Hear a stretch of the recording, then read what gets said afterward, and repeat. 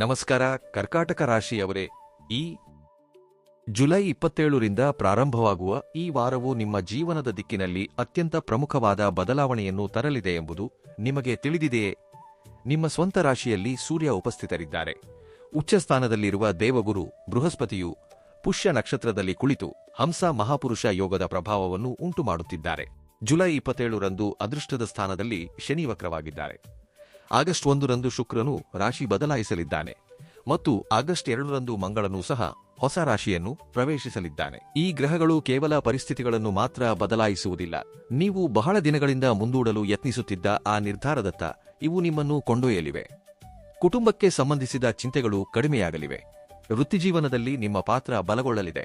ಹಣಕಾಸಿಗೆ ಸಂಬಂಧಿಸಿದ ಹಳೆಯ ವಿಚಾರವು ಮುನ್ನೆಲೆಗೆ ಬರಲಿದೆ ಮತ್ತು ಯಾವ ವ್ಯಕ್ತಿಯ ಉತ್ತರಕ್ಕಾಗಿ ನೀವು ಕಾಯುತ್ತಿದ್ದೀರೋ ಅವರ ನೈಜ ಆಲೋಚನೆ ನಿಮ್ಮ ಮುಂದೆ ಬರಲಿದೆ. ಆದರೆ ಈ ವಾರದಲ್ಲಿ ಒಂದು ವಿಶೇಷ ಸಂಗತಿ ನಡೆಯಲಿದೆ. ಜುಲೈ 29ರಿಂದ 31ರ ನಡುವೆ ಒಬ್ಬ ವ್ಯಕ್ತಿಯು ನಿಮ್ಮೊಂದಿಗೆ ಸಂಭಾಷಣೆ ನಡೆಸಲಿದ್ದು, ಅದು ಪ್ರಾರಂಭದಲ್ಲಿ ಸಾಮಾನ್ಯವೆನಿಸಬಹುದು.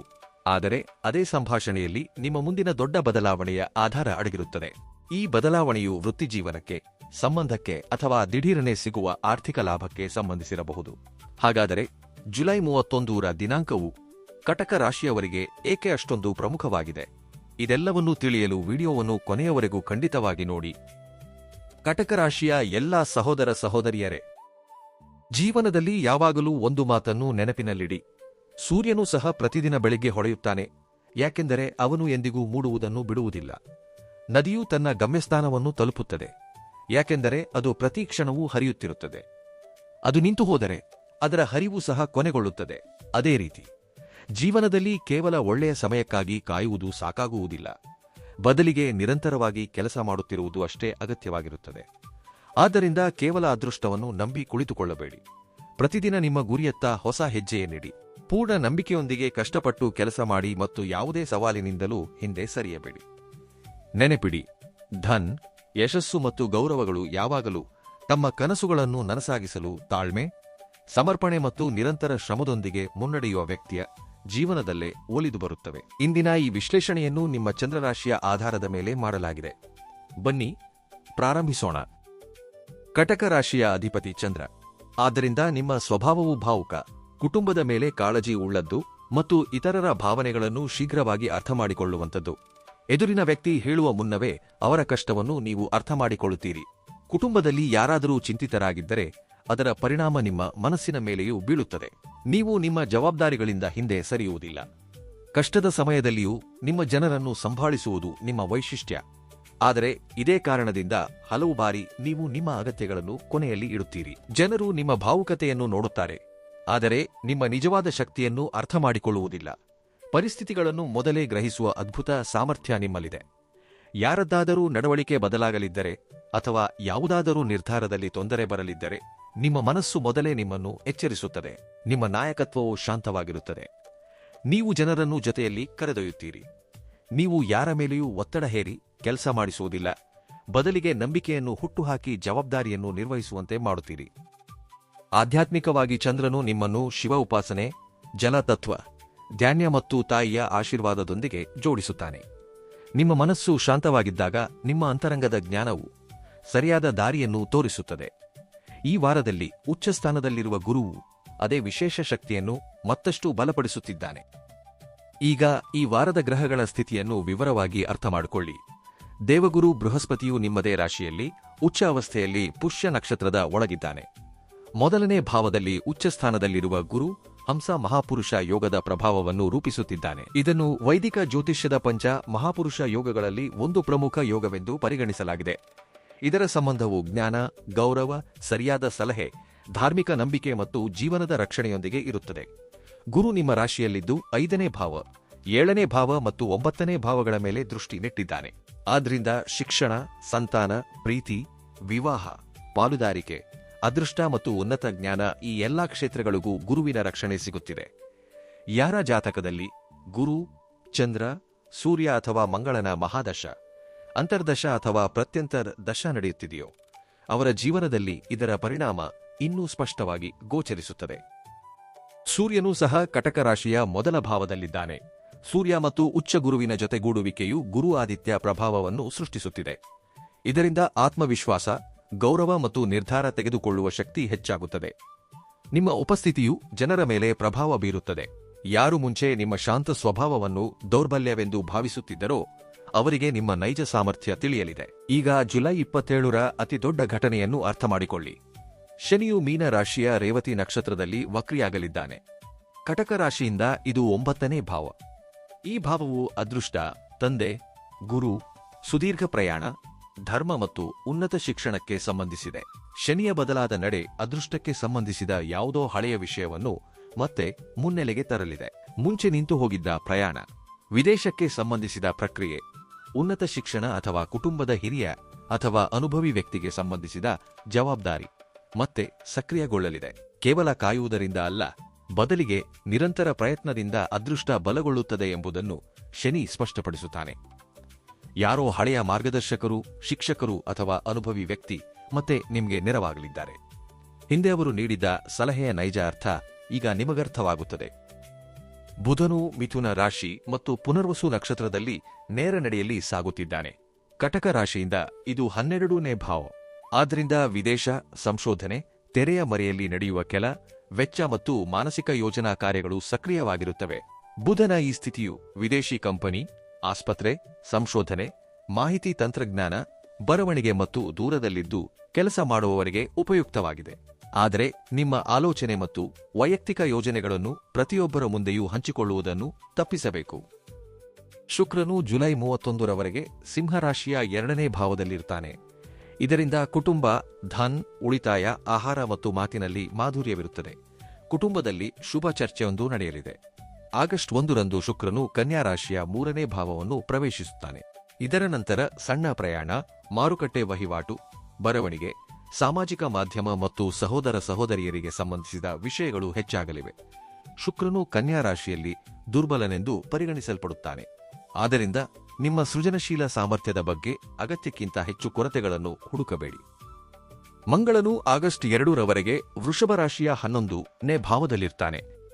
ಇದು ಆದಾಯ, ಮಿತ್ರರು, ದೊಡ್ಡ ಸಂಪರ್ಕಗಳು ಮತ್ತು ಹಳೆಯ ಗುರಿಗಳ ಭಾವ. ಮಂಗಳನು ಇಲ್ಲಿ ಶ್ರಮದ ಮೂಲಕ ಲಾಭ ಮತ್ತು ಪ್ರಭಾವಿ ವ್ಯಕ್ತಿಯಿಂದ ಸಹಕಾರವನ್ನು ಕೊಡಿಸುತ್ತಾನೆ.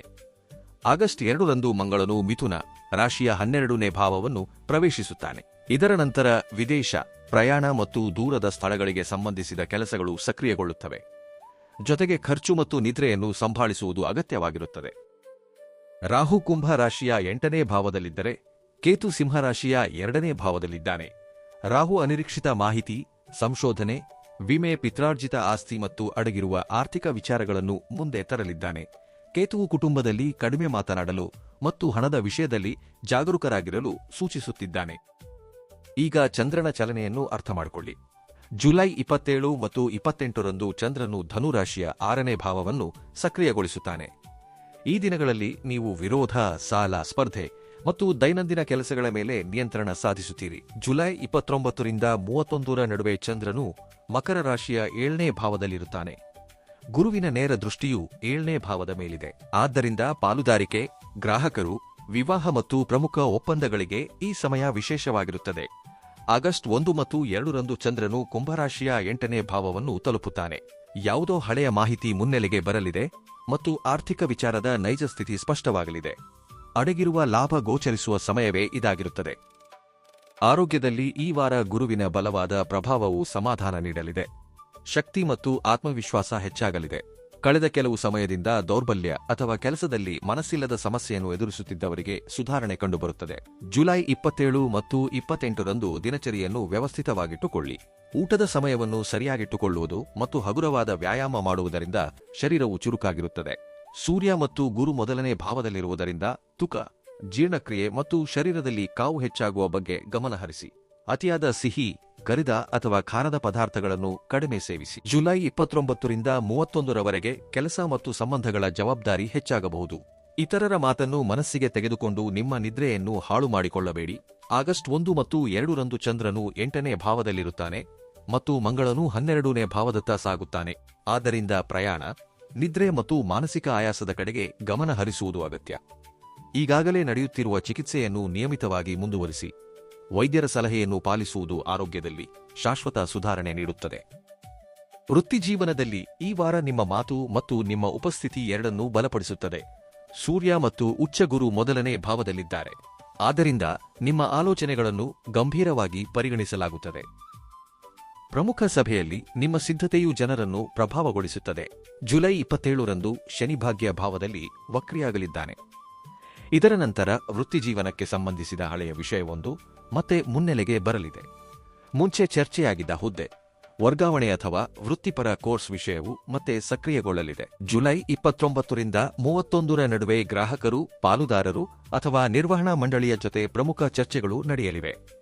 ನಿಮ್ಮ ಮಾತು ಸ್ಪಷ್ಟವಾಗಿರುತ್ತದೆ ಮತ್ತು ಎದುರಿನ ವ್ಯಕ್ತಿ ನಿಮ್ಮ ಅನುಭವದ ಮಹತ್ವವನ್ನು ಅರ್ಥಮಾಡಿಕೊಳ್ಳುತ್ತಾರೆ. ಬಡ್ತಿಯ ನಿರೀಕ್ಷೆಯಲ್ಲಿದ್ದವರಿಗೆ ಹೊಸ ಜವಾಬ್ದಾರಿ ಸಿಗಲಿದೆ. ಈ ಜವಾಬ್ದಾರಿಯು ನಿಮ್ಮ ನಾಯಕತ್ವವನ್ನು ಎತ್ತಿ ತೋರಿಸುತ್ತದೆ ಮತ್ತು ಮುಂದೆ ಹುದ್ದೆಯ ಸುಧಾರಣೆಗೆ ಆಧಾರವಾಗುತ್ತದೆ. ಉದ್ಯೋಗ ಬದಲಾಯಿಸಲು ಬಯಸುವವರಿಗೆ ಹಳೆಯ ಪರಿಚಿತ ಗ್ರಾಹಕರು ಅಥವಾ ಮಾಜಿ ಸಹೋದ್ಯೋಗಿಯಿಂದ ಮಾಹಿತಿ ಸಿಗಲಿದೆ.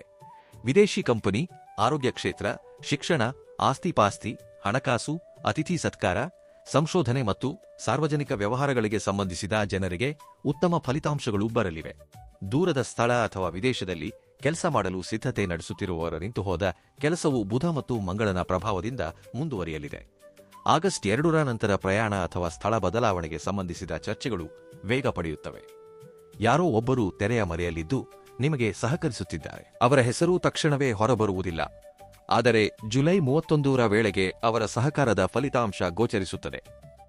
ವ್ಯಾಪಾರದಲ್ಲಿ ಈ ವಾರ ಪಾಲುದಾರಿಕೆ ಮತ್ತು ಮರು ಆಗಮನದ ಗ್ರಾಹಕರಿಂದ ಲಾಭ ಸಿಗಲಿದೆ. ಮಂಗಳನು ಆಗಸ್ಟ್ 2ರವರೆಗೆ ಲಾಭಭಾವದಲ್ಲಿದ್ದಾನೆ. ಆದ್ದರಿಂದ ಮಾರಾಟ, ಗ್ರಾಹಕರ ಬೆಳವಣಿಗೆ ಮತ್ತು ಹಳೆಯ ಸಂಪರ್ಕಗಳಿಂದ ಗಳಿಕೆ ಹೆಚ್ಚಾಗಲಿದೆ. ಜುಲೈ 27 ಮತ್ತು 28ರಂದು ದೈನಂದಿನ ಕೆಲ, ಉದ್ಯೋಗಿಗಳು ಮತ್ತು ಬಾಕಿ ಹಣದ ಮೇಲೆ ಗಮನ ಹರಿಸಿ. ಒಂದು ಸಣ್ಣ ಕಾರ್ಯಾಚರಣೆಯ ಸಮಸ್ಯೆಯನ್ನು ಸರಿಪಡಿಸುವುದರಿಂದ ನಷ್ಟ ತಡೆಯಬಹುದು. ಜುಲೈ 29ರಿಂದ 31ರ ಸಮಯವು ಹೊಸ ಗ್ರಾಹಕರು, ಪಾಲುದಾರಿಕೆ ಮತ್ತು ಒಪ್ಪಂದಗಳಿಗೆ ವಿಶೇಷವಾಗಿದೆ. ಉಚ್ಚಗುರು 7ನೇ ಭಾವವನ್ನು ನೋಡುತ್ತಿದ್ದಾನೆ. ಆದ್ದರಿಂದ ಸರಿಯಾದ ವ್ಯಕ್ತಿಯೊಂದಿಗೆ ಮಾಡಿದ ಮಾತುಕತೆ ಸುದೀರ್ಘ ಅವಧಿಯವರೆಗೆ ಲಾಭ ನೀಡುತ್ತದೆ. ಆಸ್ತಿ, ಆಹಾರ, ಪ್ರವಾಸೋದ್ಯಮ, ಆರೋಗ್ಯ ರಕ್ಷಣೆ, ಶಿಕ್ಷಣ, ಹೋಟೆಲ್, ಗೃಹ ಉತ್ಪನ್ನಗಳು, ಹಣಕಾಸು ಮತ್ತು ಕೌಟುಂಬಿಕ ವ್ಯವಹಾರ ಕ್ಷೇತ್ರಗಳಲ್ಲಿರುವವರಿಗೆ ಈ ವಾರ ಉತ್ತಮವಾಗಿರುತ್ತದೆ. ಅಂತರ್ಜಾಲ ವ್ಯವಹಾರ ಮತ್ತು ಸಾಮಾಜಿಕ ಮಾಧ್ಯಮಕ್ಕೆ ಸಂಬಂಧಿಸಿದ ಚಟುವಟಿಕೆಗಳು ಆಗಸ್ಟ್ 1ರ ನಂತರ ಹೆಚ್ಚಾಗಲಿವೆ. ವಿಷಯ ಪ್ರಸ್ತುತಿ ಅಥವಾ ಪ್ರಚಾರದ ಹೊಸ ವಿಧಾನವು ಜನರ ಗಮನ ಸೆಳೆಯುತ್ತದೆ. ಹಳೆಯ ಪಾವತಿಯು ಜುಲೈ 30 ಅಥವಾ 31ರಂದು ಮುಂದುವರಿಯಲಿದೆ. ಗ್ರಾಹಕರಿಂದ ಸ್ಪಷ್ಟ ದಿನಾಂಕ ಸಿಗಲಿದೆ ಮತ್ತು ಆರ್ಥಿಕ ಒತ್ತಡ ಕಡಿಮೆಯಾಗಲಿದೆ. ಆಗಸ್ಟ್ 2ರಂದು ಮಂಗಳನು 12ನೇ ಭಾವಕ್ಕೆ ತೆರಳುತ್ತಿದ್ದಂತೆ ಬೇರೆ ನಗರ ಅಥವಾ ವಿದೇಶದ ಗ್ರಾಹಕರೊಂದಿಗೆ ಮಾತುಕತೆ ಹೆಚ್ಚಾಗಲಿದೆ. ಅಂತಾರಾಷ್ಟ್ರೀಯ ಆದೇಶ ಅಥವಾ ದೂರದ ಸ್ಥಳದ ಸೇವೆಗಾಗಿ ಸಿದ್ಧತೆಗಳು ಪ್ರಾರಂಭವಾಗಲಿವೆ. ಪಾಲುದಾರಿಕೆಯಲ್ಲಿ ಹಣ ಮತ್ತು ಜವಾಬ್ದಾರಿಯನ್ನು ಸ್ಪಷ್ಟವಾಗಿಟ್ಟುಕೊಳ್ಳಿ. ಭಾವನೆಗಳ ಆಧಾರದ ಮೇಲೆ ವ್ಯವಹಾರದ ನಿರ್ಧಾರ ತೆಗೆದುಕೊಳ್ಳುವ ಬದಲು ಲಿಖಿತ ಲೆಕ್ಕಾಚಾರಗಳನ್ನು ನೋಡಿ. ವಿದ್ಯಾರ್ಥಿಗಳಿಗೆ ಉಚ್ಚಗುರುವಿನ ಪ್ರಭಾವವು ಅತ್ಯಂತ ಶುಭವಾಗಿದೆ. ಗುರುವು ಮೊದಲನೇ ಭಾವದಿಂದ 5ನೇ ಮತ್ತು 9ನೇ ಭಾವಗಳನ್ನು ನೋಡುತ್ತಿದ್ದಾನೆ. ಇದರಿಂದ ಗ್ರಹಿಕೆ, ನೆನಪಿನ ಶಕ್ತಿ, ಉನ್ನತ ಶಿಕ್ಷಣ ಮತ್ತು ಶಿಕ್ಷಕರ ಸಹಕಾರ ಸಿಗಲಿದೆ. ಜುಲೈ 27 ಮತ್ತು 28 ಸ್ಪರ್ಧಾತ್ಮಕ ಪರೀಕ್ಷೆಗಳು ಮತ್ತು ಅಭ್ಯಾಸ ಪರೀಕ್ಷೆಗಳಿಗೆ ಉಪಯುಕ್ತವಾಗಿರುತ್ತವೆ. ನೀವು ಕಠಿಣ ಪ್ರಶ್ನೆಗಳನ್ನು ಶಾಂತ ಮನಸ್ಸಿನಿಂದ ಬಿಡಿಸುತ್ತೀರಿ. ಜುಲೈ 29ರಿಂದ 31ರವರೆಗೆ ಗುಂಪು ಅಧ್ಯಯನ, ಸಂದರ್ಶನ ಮತ್ತು ಪ್ರಸ್ತುತಿಗಳಲ್ಲಿ ಉತ್ತಮ ಪ್ರದರ್ಶನ ನೀಡುತ್ತೀರಿ. ಯಾರಾದರೂ ಶಿಕ್ಷಕ ಅಥವಾ ಮಾರ್ಗದರ್ಶಕರಿಂದ ಸಿಕ್ಕ ಸಲಹೆಯು ಓದಿನ ಶೈಲಿಯನ್ನೇ ಬದಲಾಯಿಸುತ್ತದೆ. ವೈದ್ಯಕೀಯ, ಮನಃಶಾಸ್ತ್ರ, ಇತಿಹಾಸ, ಕಾನೂನು, ನಿರ್ವಹಣೆ, ಅತಿಥಿ ಸತ್ಕಾರ, ಹಣಕಾಸು ಮತ್ತು ಸಂಶೋಧನೆಗೆ ಸಂಬಂಧಿಸಿದ ವಿದ್ಯಾರ್ಥಿಗಳಿಗೆ ವಿಶೇಷ ಪ್ರಗತಿ ಸಿಗಲಿದೆ. ವಿದ್ಯಾರ್ಥಿ ವೇತನ, ಪ್ರವೇಶಾತಿ ಅಥವಾ ವಿದೇಶಿ ಶಿಕ್ಷಣಕ್ಕೆ ಸಂಬಂಧಿಸಿದ ಹಳೆಯ ವಿಷಯವು ಶನಿಯ ವಕ್ರಿ ಚಲನೆಯಿಂದ ಮತ್ತೆ ಸಕ್ರಿಯಗೊಳ್ಳಲಿದೆ. ಮುಂಚೆ ಅಪೂರ್ಣವಾಗಿದ್ದ ಪ್ರಕ್ರಿಯೆ ಈ ಬಾರಿ ಪೂರ್ಣಗೊಳ್ಳಲಿದೆ. ಆಗಸ್ಟ್ 1 ಮತ್ತು 2ರಂದು ಕೇವಲ ಓದುವುದಕ್ಕಿಂತ ಪುನರಾವರ್ತನೆ ಮತ್ತು ಹಳೆಯ ಪ್ರಶ್ನೆ ಪತ್ರಿಕೆಗಳ ಮೇಲೆ ಗಮನ ಹರಿಸಿ. ನಿದ್ರೆ ಕೆಟ್ಟು ಓದುವುದನ್ನು ತಪ್ಪಿಸಿ. ಸಂಪೂರ್ಣ ವಿಶ್ರಾಂತಿಯೇ ನೆನಪಿನ ಶಕ್ತಿಯನ್ನು ಬಲವಾಗಿಡುತ್ತದೆ. ಈಗ ಈ ವಾರದ ಅತ್ಯಂತ ರೋಚಕ ಭಾಗದ ಬಗ್ಗೆ ಮಾತನಾಡೋಣ. ಮಂಗಳನು ಲಾಭಭಾವದಲ್ಲಿದ್ದಾನೆ. ಉಚ್ಚಗುರು ನಿಮ್ಮ ರಾಶಿಯಲ್ಲಿದ್ದು ಅದೃಷ್ಟ ಮತ್ತು ಬುದ್ಧಿಯನ್ನು ಬಲಪಡಿಸುತ್ತಿದ್ದಾನೆ. ಶುಕ್ರನು ಜುಲೈ 31ರವರೆಗೆ ಧನಭಾವದಲ್ಲಿದ್ದಾನೆ. ಈ ಸ್ಥಿತಿಯು 3 ವಿಭಿನ್ನ ಮಾಧ್ಯಮಗಳ ಮೂಲಕ ಆರ್ಥಿಕ ಸುಧಾರಣೆಯ ಹಾದಿಯನ್ನು ನಿರ್ಮಿಸುತ್ತಿದೆ. ಮೊದಲ ಮಾಧ್ಯಮ ಕೆಲ, ವ್ಯಾಪಾರ ಅಥವಾ ನಿಯಮಿತ ಆದಾಯ. ಎರಡನೇ ಮಾಧ್ಯಮ ಹಳೆಯ ಪಾವತಿ, ಕಮಿಷನ್ ಅಥವಾ ಪರಿಚಿತರ ಮೂಲಕ ಸಿಕ್ಕ ಅವಕಾಶ. ಮೂರನೇ ಮಾಧ್ಯಮ ಆಸ್ತಿ, ವಿಮೆ, ಕೌಟುಂಬಿಕ ಆಸ್ತಿ ಅಥವಾ ಮುಂಚೆ ಮಾಡಿದ ಹೂಡಿಕೆಗೆ ಸಂಬಂಧಿಸಿದ ಮಾಹಿತಿ.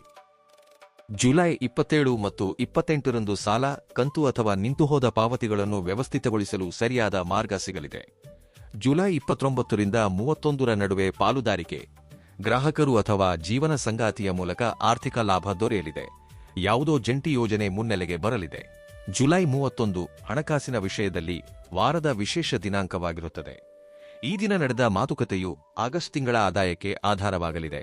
ಆಗಸ್ಟ್ 1 ಮತ್ತು 2ರಂದು 8ನೇ ಭಾವದ ಚಂದ್ರ ಹಾಗೂ ರಾಹು ದಿಢೀರ್ ಆರ್ಥಿಕ ಮಾಹಿತಿಯನ್ನು ತರಲಿದ್ದಾರೆ. ವಿಮೆ, ತೆರಿಗೆ, ಮರುಪಾವತಿ, ಪಿತ್ರಾರ್ಜಿತ ಆಸ್ತಿ ಅಥವಾ ಹಳೆಯ ಹೂಡಿಕೆಯ ನೈಜ ಸ್ಥಿತಿ ಸ್ಪಷ್ಟವಾಗಲಿದೆ. ಆನ್ಲೈನ್ ಗಳಿಕೆ, ಆಸ್ತಿ ವ್ಯವಹಾರ, ಆಹಾರ ಸೇವೆ, ಆಪ್ತ ಸಮಾಲೋಚನೆ, ಶಿಕ್ಷಣ ಮತ್ತು ಮನೆಯಿಂದ ನಡೆಸುವ ಕೆಲಸಗಳಿಂದ ಹೆಚ್ಚುವರಿ ಆದಾಯ ಬರಲಿದೆ. ಷೇರು ಮಾರುಕಟ್ಟೆ ಮತ್ತು ವಹಿವಾಟಿನಲ್ಲಿ ರಾಹು 8ನೇ ಭಾವದಲ್ಲಿದ್ದಾನೆ. ಆದ್ದರಿಂದ ದಿಢೀರ್ ಏರಿಳಿತಗಳನ್ನು ಹಗುರವಾಗಿ ಪರಿಗಣಿಸಬೇಡಿ. ಚೆನ್ನಾಗಿ ಅರ್ಥ ಮಾಡಿಕೊಂಡ ಹೂಡಿಕೆಗಳು ಮತ್ತು ಸೀಮಿತ ಹಣದೊಂದಿಗೆ ಮಾತ್ರ ಮುಂದುವರಿಯಿರಿ. ಲಾಟರಿ ಮತ್ತು ಜಾಕ್ಪಾಟ್ಗಳನ್ನು ಖಚಿತ ಆದಾಯವೆಂದು ಭಾವಿಸಬೇಡಿ. ಮನರಂಜನೆಗಾಗಿ ಸಣ್ಣ ಪ್ರಮಾಣದ ನಿಗದಿತ ಹಣವನ್ನು ಮಾತ್ರ ಇರಿಸಿ. ಸಾಲ ತೆಗೆದುಕೊಂಡು ಅಥವಾ ಅಗತ್ಯ ಖರ್ಚಿನ ಹಣದಿಂದ ಯಾವುದೇ ಅಪಾಯವನ್ನು ತೆಗೆದುಕೊಳ್ಳಬೇಡಿ. ಈ ವಾರದ ನೈಜ ಧನಯೋಗವು ನಿಮ್ಮ ಗ್ರಹಿಕೆ, ಗ್ರಾಹಕರ ಸಂಪರ್ಕ, ಆಸ್ತಿ ಮತ್ತು ಹಳೆಯ ಪಾವತಿಗೆ ಸಂಬಂಧಿಸಿದೆ. 2, 7 ಅಥವಾ 11ರ ಸಂಖ್ಯೆಯು ಯಾವುದೇ ಪ್ರಮುಖ ಸಮಯ, ರಶೀದಿ ಅಥವಾ ಅಗತ್ಯ ಮಾಹಿತಿಯಲ್ಲಿ ಪದೇ ಕಾಣಿಸಿಕೊಂಡರೆ ಅದನ್ನು ಚಂದ್ರ ಮತ್ತು ಗುರುವಿನ ಸಕ್ರಿಯತೆಯ ನೆನಪೆನ್ನಿ. ಕೇವಲ ಸಂಖ್ಯೆಯ ಆಧಾರದ ಮೇಲೆ ಆರ್ಥಿಕ ನಿರ್ಧಾರ ತೆಗೆದುಕೊಳ್ಳಬೇಡಿ. ಪ್ರೀತಿ ಮತ್ತು ವೈವಾಹಿಕ ಜೀವನದಲ್ಲಿ ಈ ವಾರ ಸ್ಪಷ್ಟತೆ ಮತ್ತು ನಂಬಿಕೆಯನ್ನು ಹೆಚ್ಚಿಸುತ್ತದೆ. ಉಚ್ಚಗುರು 7ನೇ ಭಾವದ ಮೇಲೆ ತನ್ನ ಶುಭ ದೃಷ್ಟಿ ನೆಟ್ಟಿದ್ದಾನೆ. ಇದರಿಂದ ಸಂಬಂಧಗಳಲ್ಲಿ ಗಾಂಭೀರ್ಯ, ತಿಳುವಳಿಕೆ ಮತ್ತು ಭವಿಷ್ಯದ ಯೋಜನೆಗಳು ಹೆಚ್ಚಾಗಲಿವೆ. ಜುಲೈ 29ರಿಂದ 31ರ ನಡುವೆ ಚಂದ್ರನೂ ಸಹ 7ನೇ ಭಾವದಲ್ಲಿರುತ್ತಾನೆ. ಆದ್ದರಿಂದ ಈ 3 ದಿನಗಳು ಸಂಬಂಧಗಳಿಗೆ ಅತ್ಯಂತ ಪ್ರಮುಖವಾಗಿವೆ. ಪ್ರೇಮ ಸಂಬಂಧದಲ್ಲಿ ಎದುರಿನ ವ್ಯಕ್ತಿ ತನ್ನ ಮನಸ್ಸಿನ ಮಾತನ್ನು ಮುಕ್ತವಾಗಿ ಹೇಳುತ್ತಾನೆ. ಯಾವ ವಿಷಯದ ಬಗ್ಗೆ ಪದೇ ಗೊಂದಲವಾಗುತ್ತಿತ್ತೋ ಅದಕ್ಕೆ ಪರಿಹಾರ ಸಿಗಲಿದೆ. ಒಂಟಿಯಾಗಿರುವ ಕಟಕ ರಾಶಿಯವರಿಗೆ ಒಬ್ಬ ಪ್ರಬುದ್ಧ ಮತ್ತು ಜವಾಬ್ದಾರಿಯುತ ವ್ಯಕ್ತಿಯ ಪರಿಚಯವಾಗಲಿದೆ. ಈ ಸಂಪರ್ಕವು ಕುಟುಂಬ, ಕೆಲಸದ ಸ್ಥಳ, ಶಿಕ್ಷಣ ಅಥವಾ ಹಳೆಯ ಪರಿಚಿತರ ಮೂಲಕ ಏರ್ಪಡುತ್ತದೆ. ವಿವಾಹಿತರಿಗೆ ಜೀವನ ಸಂಗಾತಿಯ ಸಹಕಾರವು ಆರ್ಥಿಕ ಮತ್ತು ಕೌಟುಂಬಿಕ ಎರಡೂ ವಿಷಯಗಳಲ್ಲಿ ಲಾಭ ತರಲಿದೆ. ಪ್ರಯಾಣ ಅಥವಾ ಕುಟುಂಬಕ್ಕೆ ಸಂಬಂಧಿಸಿದ ನಿರ್ಧಾರವನ್ನು ಒಟ್ಟಾಗಿ ತೆಗೆದುಕೊಳ್ಳಲಾಗುತ್ತದೆ. ಆಗಸ್ಟ್ 1 ಮತ್ತು 2ರಂದು ಹಳೆಯ ಮಾತುಗಳು ದಿಢೀರನೆ ನೆನಪಿಗೆ ಬರಬಹುದು. ಅದನ್ನು ವರ್ತಮಾನದ ಸಂಬಂಧದ ಮೇಲೆ ಪ್ರಭಾವ ಬೀರಲು ಬಿಡಬೇಡಿ. ಶಾಂತ ಮಾತುಕತೆಯಿಂದ ವಿಷಯವು ಅದೇ ಸಮಯದಲ್ಲಿ ಬಗೆಹರಿಯುತ್ತದೆ. ಕೇತು 2ನೇ ಭಾವದಲ್ಲಿದ್ದಾನೆ. ಆದ್ದರಿಂದ ಕುಟುಂಬದ ಮುಂದೆ ಸಂಗಾತಿಯನ್ನು ಟೀಕಿಸುವುದನ್ನು ತಪ್ಪಿಸಿ. ಈ ವಾರದ ಬ್ರಹ್ಮಾಂಡದ ಶಕ್ತಿಯ ಸಂಪೂರ್ಣ ಲಾಭ ಪಡೆಯಲು ನಿಮ್ಮ ವಿಶೇಷ ಅದೃಷ್ಟದ ಅಂಶಗಳು ಈ ಕೆಳಗಿನಂತಿವೆ. ಶುಭ ಬಣ್ಣ ಮುತ್ತಿನಂತಹ ಬಿಳಿ, ತಿಳಿ ಹಳದಿ ಮತ್ತು ಸಮುದ್ರ ನೀಲಿ. ಶುಭ ದಿನಾಂಕಗಳು ಜುಲೈ 28, ಜುಲೈ 31 ಮತ್ತು ಆಗಸ್ಟ್ 1. ಶುಭ ಸಂಖ್ಯೆಗಳು 2, 7 ಮತ್ತು 11. ಶುಭ ದಿಕ್ಕು ಈಶಾನ್ಯ ಮತ್ತು ಉತ್ತರ. ಶುಭ ಸಮಯ ಬೆಳಿಗ್ಗೆ 6:50ರಿಂದ 8:05ರವರೆಗೆ ಹಾಗೂ ಸಂಜೆ 7:10ರಿಂದ 8 ಗಂಟೆಯವರೆಗೆ. ಶುಭ ರತ್ನ ಕಟಕ ರಾಶಿಗೆ ಮುತ್ತು ಪ್ರಮುಖ ರತ್ನವಾಗಿದೆ. ಹೊಸ ಮುತ್ತನ್ನು ಜನ್ಮಜಾತಕ ಪರಿಶೀಲಿಸಿದ ನಂತರವೇ ಧರಿಸಿ. ಜಾತಕ ನೋಡದೆ ಯಾವುದೇ ದುಬಾರಿ ರತ್ನವನ್ನು ಧರಿಸಬೇಡಿ. ಜ್ಯೋತಿಷ್ಯದ ಪ್ರಕಾರ ಈ ವಾರ 3 ಅನುಭವಗಳು ಚಂದ್ರ ಮತ್ತು ಗುರುವಿನ ಶುಭ ಪ್ರಭಾವದ ಮುನ್ಸೂಚನೆ ನೀಡಲಿವೆ. ಮೊದಲ ಸಂಕೇತ ಸೋಮವಾರ ಅಥವಾ ಗುರುವಾರದ ಬೆಳಿಗ್ಗೆ ಶಾಂತ ನೀರು, ಕಮಲದ ಹೂವು ಅಥವಾ ನೀರಿನಿಂದ ತುಂಬಿದ ಸ್ವಚ್ಛ ಪಾತ್ರೆ ಕಾಣಿಸುವುದು. ಇದನ್ನು ಚಂದ್ರನ ಶಾಂತಿ ಮತ್ತು ಗುರುವಿನ ಆಶೀರ್ವಾದಕ್ಕೆ ಜೋಡಿಸಲಾಗುತ್ತದೆ. 2ನೇ ಸಂಕೇತ ಪೂಜೆಯ ಸಮಯದಲ್ಲಿ ದಿಢೀರನೆ ಮನಸ್ಸು ಅತ್ಯಂತ ಶಾಂತವಾಗುವುದು. ಇದು ನಿಮ್ಮೊಳಗೆ ನಡೆಯುತ್ತಿರುವ ಚಿಂತೆ ಕಡಿಮೆಯಾಗುವ ಸಂಕೇತ. 3ನೇ ಸಂಕೇತ ಯಾರಾದರೂ ವೃದ್ಧ ಮಹಿಳೆ ಅಥವಾ ತಾಯಿಗೆ ಸಮಾನವಾದ ವ್ಯಕ್ತಿಯಿಂದ ಕೇಳದೆಯೇ ಆಶೀರ್ವಾದ ಅಥವಾ ಊಟ ಸಿಗುವುದು. ಇದನ್ನು ಮನೆ, ಕುಟುಂಬ ಮತ್ತು ಮಹಾಲಕ್ಷ್ಮಿಯ ಕೃಪೆಗೆ ಸಂಬಂಧಿಸಿದ ಶುಭ ಅನುಭವವೆಂದು ಪರಿಗಣಿಸಲಾಗುತ್ತದೆ. ಇವುಗಳಲ್ಲಿ ಯಾವುದೇ ಅನುಭವವಾದರೆ ಆ ದಿನ ನಿಮ್ಮ ಕುಟುಂಬದ ಒಳಿತಿಗಾಗಿ ಪ್ರಾರ್ಥಿಸಿ ಮತ್ತು ಅಗತ್ಯ ಕೆಲಸಗಳನ್ನು ಮುಂದುವರಿಸಿ. ದೇವರು ನಮಗೆ ದೊಡ್ಡ ಅವಕಾಶಗಳನ್ನು ನೀಡುವಾಗ ನಮ್ಮ ರಕ್ಷಣೆಗಾಗಿ ಕೆಲವು ಎಚ್ಚರಿಕೆಯ ಸಂಕೇತಗಳನ್ನು ನೀಡುತ್ತಾನೆ. ಮೊದಲ ಎಚ್ಚರಿಕೆ ಜುಲೈ 27 ಮತ್ತು 28ರಂದು ಕೆಲಸದ ಸ್ಥಳದಲ್ಲಿ ಯಾವುದೇ ವಿರೋಧವನ್ನು ವೈಯಕ್ತಿಕವಾಗಿ ತೆಗೆದುಕೊಳ್ಳಬೇಡಿ. ಶಾಂತವಾಗಿ ನೀಡುವ ಉತ್ತರವೇ ನಿಮ್ಮ ಪರವಾಗಿರಲಿದೆ. 2ನೇ ಎಚ್ಚರಿಕೆ ಕುಟುಂಬ ಅಥವಾ ಸಂಗಾತಿಯ ಚಿಂತೆಯಲ್ಲಿ ನಿಮ್ಮ ಆರೋಗ್ಯ ಮತ್ತು ವಿಶ್ರಾಂತಿಯನ್ನು ನಿರ್ಲಕ್ಷಿಸಬೇಡಿ. 3ನೇ ಎಚ್ಚರಿಕೆ ಆಗಸ್ಟ್ 1 ಮತ್ತು 2ರಂದು ವಿಮೆ, ತೆರಿಗೆ ಅಥವಾ ಹೂಡಿಕೆಗೆ ಸಂಬಂಧಿಸಿದ ದಾಖಲೆಗಳನ್ನು ಗಮನವಿಟ್ಟು ಓದಿ. 4ನೇ ಎಚ್ಚರಿಕೆ ಆಗಸ್ಟ್ 2ರ ನಂತರ ದಿಢೀರನೆ ಹೆಚ್ಚಾಗುವ ಖರ್ಚುಗಳನ್ನು ನಿಯಂತ್ರಣದಲ್ಲಿಡಿ. ವಿದೇಶ ಅಥವಾ ಪ್ರಯಾಣಕ್ಕೆ ಸಂಬಂಧಿಸಿದ ಪಾವತಿಯನ್ನು ಪೂರ್ಣ ತನಿಖೆಯ ನಂತರವೇ ಮಾಡಿ. 5ನೇ ಎಚ್ಚರಿಕೆ ನಿಮ್ಮ ವೈಯಕ್ತಿಕ ಯೋಜನೆ ಮತ್ತು ಆರ್ಥಿಕ ಮಾಹಿತಿಯನ್ನು ಪ್ರತಿಯೊಬ್ಬರೊಂದಿಗೂ ಹಂಚಿಕೊಳ್ಳಬೇಡಿ. ಭಾಗ್ಯಚಕ್ರಕ್ಕೆ ಪೂರ್ಣ ವೇಗ ನೀಡಲು ಮತ್ತು ಈ ವಾರ ರೂಪುಗೊಳ್ಳುವ ಶುಭ ಯೋಗಗಳ 100% ಲಾಭ ಪಡೆಯಲು ನೀವು ಈ ಸರಳ ಮತ್ತು ಅಚೂಕ ಪರಿಹಾರಗಳನ್ನು ಮಾಡಬೇಕು. ಮೊದಲ ಪರಿಹಾರ: ಸೋಮವಾರ ಬೆಳಗ್ಗೆ ಶಿವಲಿಂಗಕ್ಕೆ ಸ್ವಚ್ಛ ಜಲವನ್ನು ಅರ್ಪಿಸಿ. 2ನೇ ಪರಿಹಾರ: ಗುರುವಾರ ಭಗವಾನ್ ವಿಷ್ಣುವಿಗೆ ಹಳದಿ ಹೂವನ್ನು ಅರ್ಪಿಸಿ ಮತ್ತು ಯಾರಾದರೂ ಅಗತ್ಯವಿರುವ ಕುಟುಂಬಕ್ಕೆ ಕಡಲೆಬೇಳೆ ಅಥವಾ ಅರಿಶಿನ ನೀಡಿ.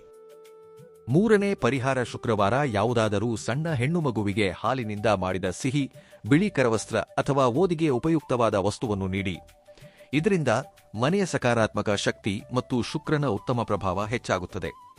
ಈ ಪರಿಹಾರಗಳನ್ನು ಶ್ರದ್ಧೆ ಮತ್ತು ಶಾಂತ ಮನಸ್ಸಿನಿಂದ ಮಾಡಿ.